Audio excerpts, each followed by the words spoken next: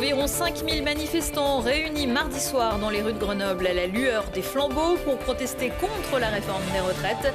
Et un peu plus tard, la lumière, des feux de poubelle et l'atmosphère chargée de gaz lacrymogène entre manifestants plus radicaux et les CRS. Dites non à l'eau en bouteille, oui à l'eau de Grenoble à l'occasion de la journée mondiale de l'eau. Visite sur l'un des sites de captage des eaux de la métropole, celui de Rochefort à Vars. Une eau excellente, sans traitement et 100 à 300 fois moins chère que l'eau en bouteille. Et puis les brûleurs de loups gravissent la première marche dans l'escalier qui mène au final de la Ligue Magnus. Pour leur retrouvaille avec Cergy Pontoise, les Grenoblois qui visent le doublé Coupe Championnat se sont offerts une belle victoire mardi soir à Pôle Sud. Bonsoir à tous, ravi de vous retrouver dans ce JT du mercredi 22 mars 2023, du lundi au vendredi à partir de 18h, l'essentiel de l'actualité du Grand Grenoble. Une nouvelle journée d'action contre la réforme des retraites adoptée lundi aura lieu jeudi dans toute la France. La grève sera particulièrement observée dans l'éducation nationale et les transports. Les lignes A, C, D, E du tramway seront par exemple à l'arrêt. À Grenoble, une manifestation s'élancera à 14h de l'avenue Alsace-Lorraine. Cet après-midi, lors des questions au gouvernement, après l'interview télévisée d'Emmanuel Macron, le président du groupe écologiste au Sénat, le sénateur de l'Isère, Guillaume Gontard, a demandé à la première ministre Elisabeth Borne de retirer la réforme. Depuis l'utilisation du 49.3, la charge contre le gouvernement se fait de plus en plus virulente. Mardi, en fin de journée, plusieurs organisations syndicales et politiques avaient appelé à une marche au flambeau dans le centre-ville de la capitale des Alpes. Ça change des pistes de ski. Selon la police, ce sont ainsi près de 5000 personnes qui ont convergé de la place Hubert du Bedou jusque sur les quais de l'Isère avant de rejoindre la place Victor Hugo, le tout dans une ambiance déterminée mais plutôt bon enfant. Si on est là ce soir, c'est dans la continuité de la grève engagée depuis le 19 janvier contre la réforme des retraites engagée par le gouvernement Macron-Borne. La question est de savoir si cette loi a une légitimité ou pas.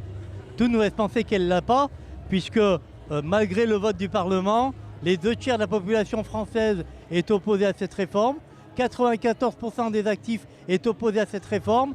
Donc, a priori, la loi ne se fait plus au Parlement, puisque le Parlement n'est plus l'émanation de la volonté populaire. On vit une crise démocratique et on ne peut pas laisser ça passer.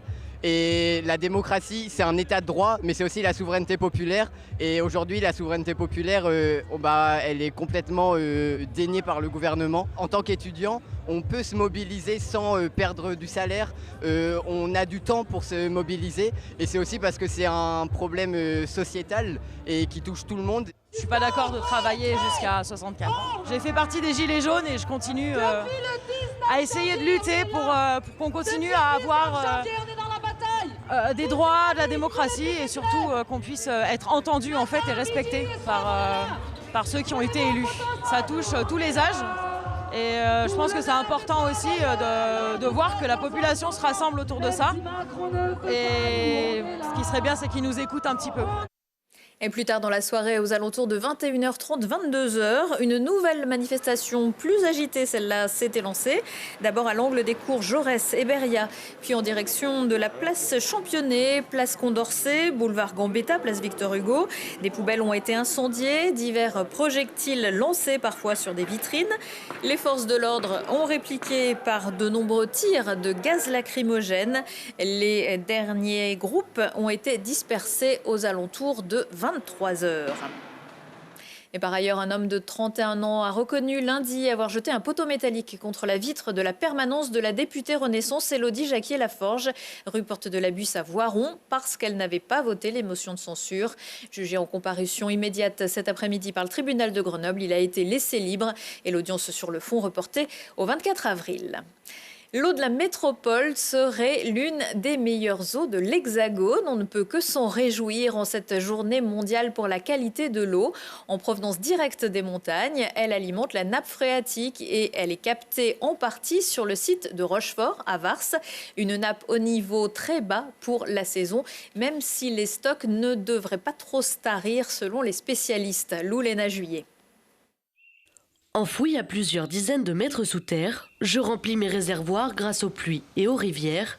Mes roches poreuses et perméables me permettent de stocker d'immenses quantités d'eau. Et dans l'agglomération grenobloise, c'est d'ailleurs moi qui alimente en eau plus de 8 habitants sur 10. Je suis la nappe phréatique. Et bien que cachée sous les terres iséroises, je suis essentielle à la vie en surface. On a la chance d'avoir deux nappes en fait, alluviales qui sont alimentées par le Drac et la Romanche, qui sont deux rivières torrents de montagne qui arrivent d'une zone, donc d'un bassin versant relativement préservé, puisqu'il s'agit de montagnes à haute altitude, où il y a peu d'agriculture, peu d'industrie, peu de présence humaine. Après son captage, l'eau ne subit aucun traitement, contrairement à d'autres régions. Une qualité naturelle rare, mais pour autant très surveillée. Près de 5800 contrôles annuels sont effectués. Une chance pour les habitants du secteur, qui ne leur coûte presque rien. L'eau du robinet de la métropole qui est d'excellente qualité naturellement. Et puis elle est bonne pour le porte-monnaie aussi, puisqu'elle est beaucoup moins chère, entre 40 et 300 fois moins chère qu'une eau en bouteille. Par exemple, la marque la moins chère, il faut compter un budget de 71 € par an, à hauteur de 1,5 litre par jour par personne, ce qui est recommandé. Et l'eau de la métropole est à 1,83 € par an. Et plus important encore, l'eau du robinet est surtout meilleure pour la santé. Cette eau que vous avez au robinet, elle est de qualité nettement supérieure à tout ce que vous pouvez trouver dans une bouteille en plastique. Et il se charge naturellement par des plastiques. Donc on essaye de bien réexpliquer que même pour un bébé, même dans un biberon, il faut utiliser l'eau du robinet. Et donc pourquoi pas commencer à beaucoup moins acheter d'eau plate en plastique dans vos supermarchés. Un geste également pour l'environnement. Réduire la consommation d'objets plastiques permet notamment de limiter les déchets sauvages qui contaminent les écosystèmes. Et une étude menée récemment en rive droite du Drac laisse néanmoins apparaître une pollution importante de la nappe phréatique dans ce secteur. En cause, semble-t-il, l'activité industrielle de la plateforme chimique. Le jury de ma thèse en 180 secondes récompense la lutte contre le cancer. Émilie Boucher remporte la finale de l'Académie de Grenoble de ce 10e concours de vulgarisation scientifique qui demande aux participants de résumer 3 ans de travail en 3 minutes et une diapo. La cérémonie se déroulait mardi soir à la MC2. Le titre de sa thèse, modèle d'étude préclinique d'un régime riche en fibres sur la fonction du microbiote et la réponse immune anti-cancer. Paul Carcia décroche, lui, le 2e prix avec développement in vivo innovant pour le criblage de molécules anti-inflammatoires, implication dans les thérapies anticancéreuses. On les retrouvera tous les deux à la fin du mois pour les demi-finales nationales à Paris. En attendant, qui sait d'aller plus loin. Eux aussi sont en demi-finale. Premier match mardi soir à Pôle Sud pour les Brûleurs de Loup contre Cergy dans le dernier carré du championnat de Ligue Magnus. Au tour précédent, les uns ont éliminé Mulhouse, les autres Gap, pour arriver donc à la même affiche que l'an passé en demi. Et ça commence plutôt fort pour les Grenoblois à hauteur de 9 buts contre 2 pour les Parisiens. Finalement, on se demande un peu ce que les Grenoblois peuvent craindre de cette équipe de Cergy. Une révolte, peut-être. Je pense une petite révolte. Ouais, ils ont eu une journée dans le bus, ils sont arrivés, ils ne s'attendaient peut-être pas à ça. Nous, on était vraiment prêts, une patinoire pleine. Là, on a trouvé les solutions. On a eu aussi de la réussite offensive qui n'était pas forcément le cas contre Mulhouse. Donc, mais globalement, je pense que il y a quelques périodes où on s'est un peu laissé aller, mais je pense qu'on a quand même fait un match plutôt correct sur l'ensemble. C'est une victoire, mais c'est clair que ça nous met en confiance et pour rouler dans le reste de la série. Mais ouais, c'est cool, mais c'est qu'une victoire.